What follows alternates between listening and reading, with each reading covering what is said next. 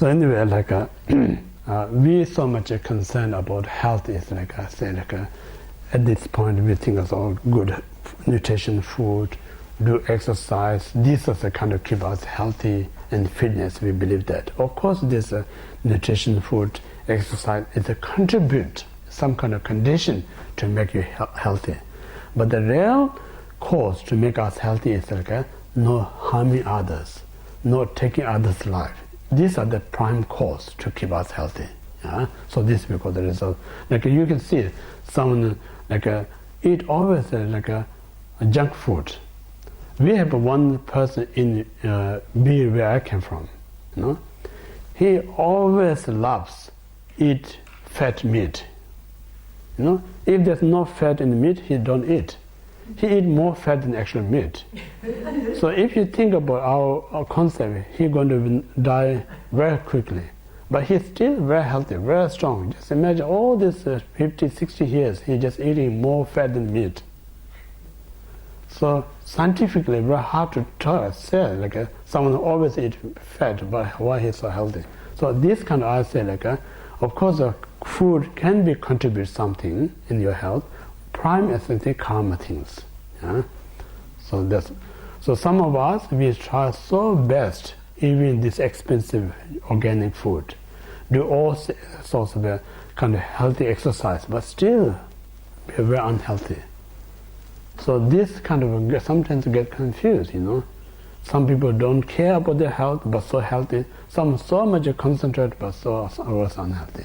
So that's what we call this similar experience, like no harming. Best is no harm others, because no harm means like you think about psychological point of view, logical point of view, whether you have intention to harm other or not have intention to harm other.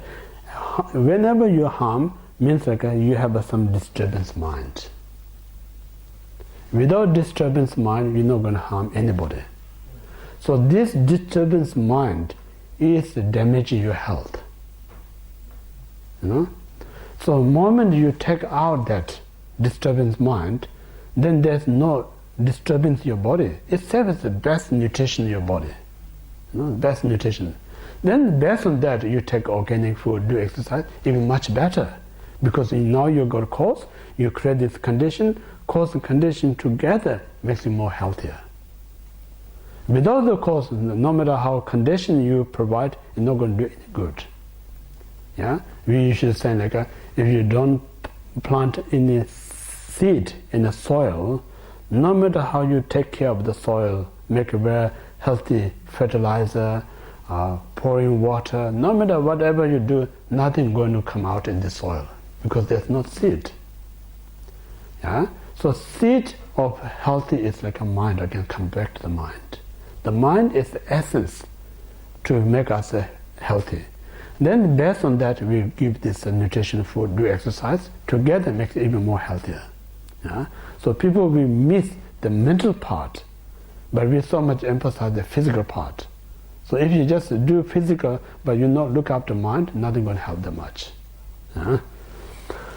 So that's first like a absence of killing or harming others. So it helps us to live longer life. Now, second is absence of stealing. Yeah, it's like a result similar to experience. Is like just without much effort, very easy to make wealth. You can see this kind of people, you know, without much effort, not in a negative sense, like living in such a positive way, but so much wealth.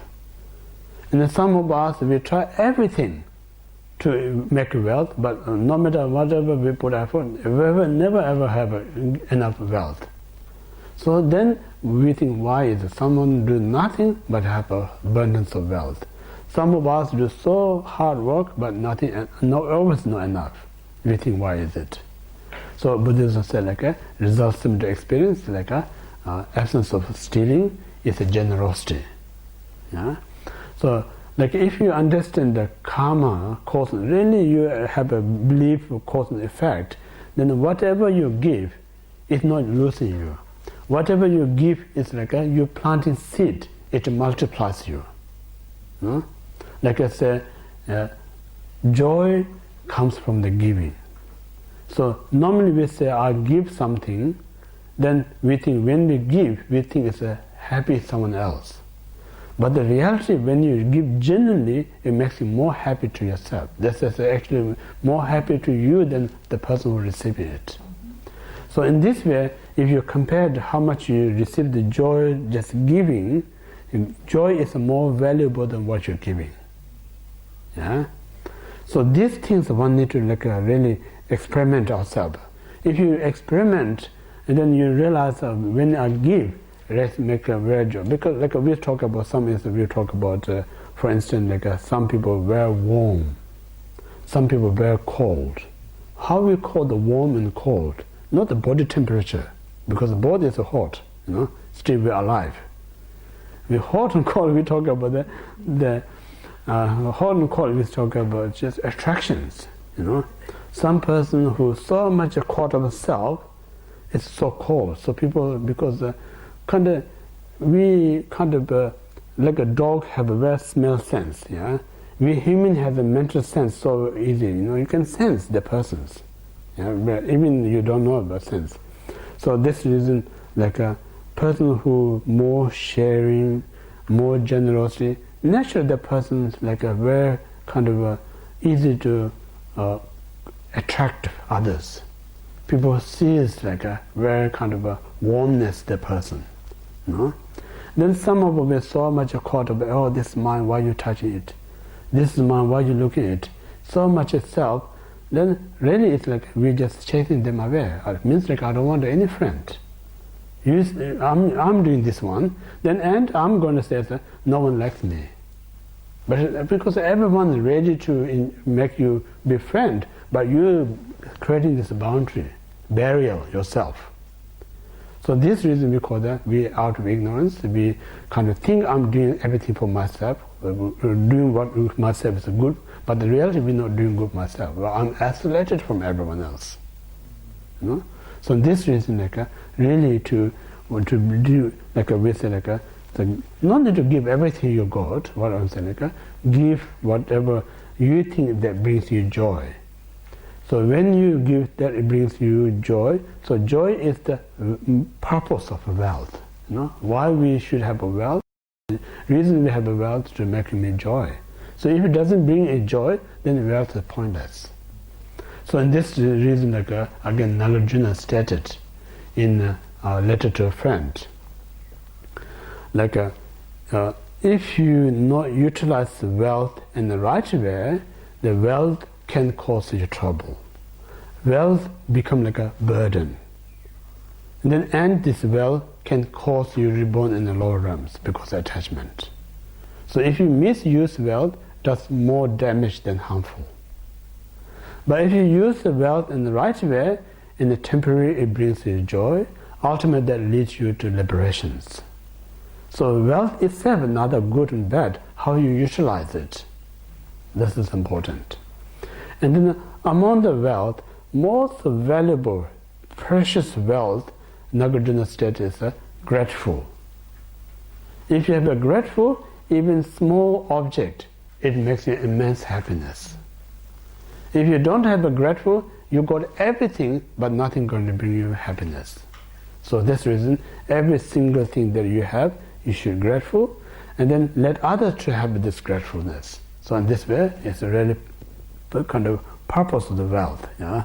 So this we say absence of stealing, it's naturally you're going to be more wealthier.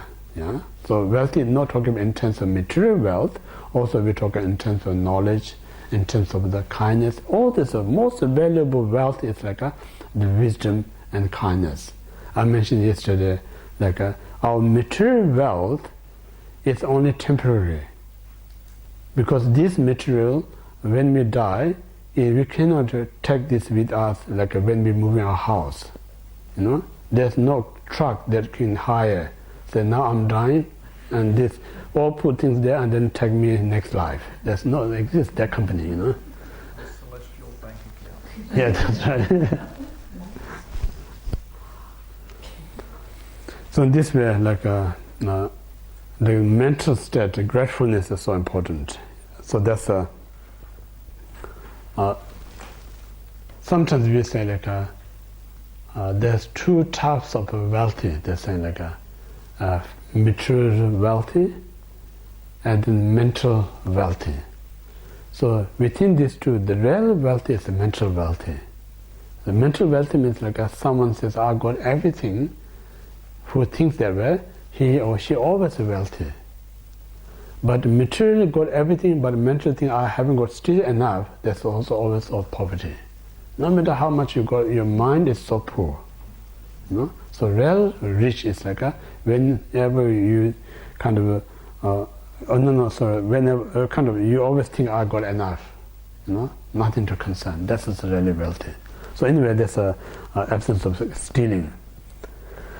Now next one, the second one. Now third one is like absence of sexual misconduct. So absence of sexual misconduct, then you always find very loyal partners. You know, very loyal partner means like they're really, like if you find a loyal partner, then your life is really happy. The reason happy is like how much we do things that make me happy, then someone out there do things for you, it makes you double happiness. So yesterday I mentioned like when we as a Dhamma group or family group or community group, if you genuinely kind everyone out there, then all going to be kind to you. So instead of kind to yourself, 10 people kind you, 10 people kind you, it makes you more happier. So similarly, if you have a genuine partner, then you doing happiness for yourself, and then your partner doing happiness, so you have a double happiness. Then your partner also get double benefit because he or she have herself doing good things, and the partner also doing good things. So in this way, it's a really perfect team, perfect what we call the perfect partner. When you have a perfect partner, then life is nothing go wrong. You know, when you're sad, that's together. When they're happy, together. Whatever, like always, whatever climate you took together, then nothing kind of feel left out. So these things, like every one of us, we're trying. You know, every one of us, we're trying to be remain in good relationship, a good partner, but due to different circumstances, different conditions, we're falling apart.